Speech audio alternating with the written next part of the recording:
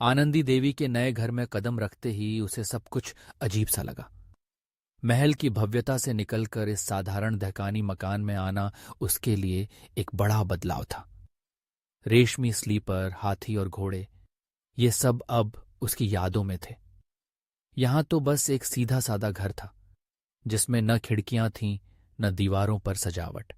यह सब देखकर आनंदी ने अपने मन में एक नई दुनिया की कल्पना की थी, लेकिन हकीकत ने उसे झकझोर दिया।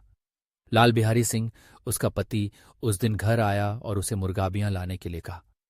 आनंदी ने सोचा कि यह तो एक साधारण सा काम है, लेकिन जब उसने देखा कि घर में घी की मात्रा कम थी तो उसने सब कुछ गोश्त में डाल दिया। लेकिन जब लाल बिहारी ने खाने में दाल में घी की कमी पर सवाल उठाया तो आनंदी के मन में एक चिंगारी सी भड़क उठी।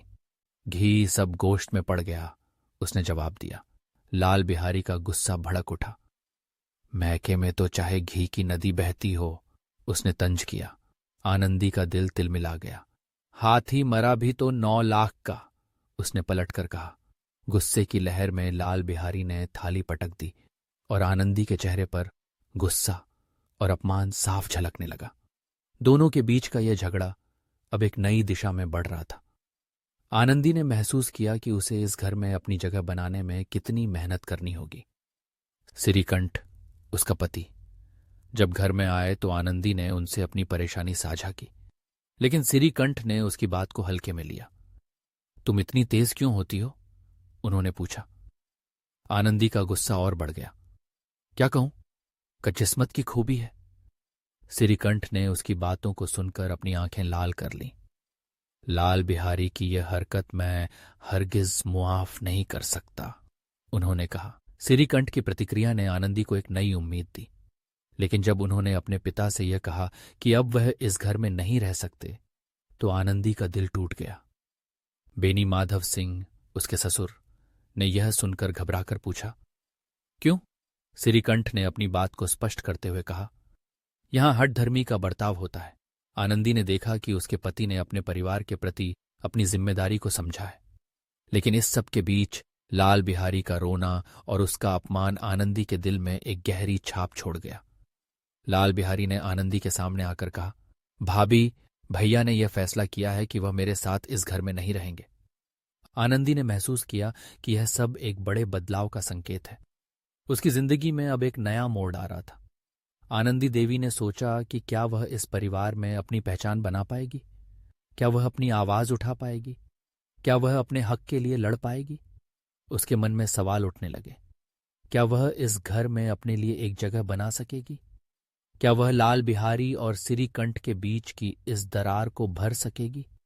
आनंदी ने महसूस किया कि उसे अब अपने अस्तित्व के लिए लड़ना होगा। यह संघर्ष सिर्फ उसके लिए नहीं, बल्कि उन सभी औरतों के लिए है जो अपने हक के लिए लड़ती हैं। उसने ठान लिया कि वह अपनी आवाज उठाएगी। वह अपने हक के लिए लड़ने के लिए तैयार थी। चाहे जो भी हो, अब वह पीछे नहीं हटेगी। आनंदी देवी ने अपने भीतर एक नई शक्ति महसूस की। उसने अपने मन में संकल्प लिया कि वह इस घर में अपनी पहचान बनाएगी। चाहे उसके सामने कितनी भी मुश्किलें आएं, वह अपने हक के लिए लड़ाई जारी रखेगी। उसने सोचा, मैं अपनी पहचान बनाऊंगी, मैं अपनी आवाज उठाऊंगी, मैं इस घर में अपनी जगह बनाऊंगी। आनंदी देवी ने अपने मन में एक ठानी हुई आवाज सुनी। यह आवाज उसे आगे बढ़ने के लिए प्रेरित कर रही थी। उसने अपने मन में यह ठान लिया कि वह अपनी पहचान बनाएगी, चाहे जो भी हो। उसने अपने पति और ससुर के सामने अपने हक के लिए खड़े होने का संकल्प लिया।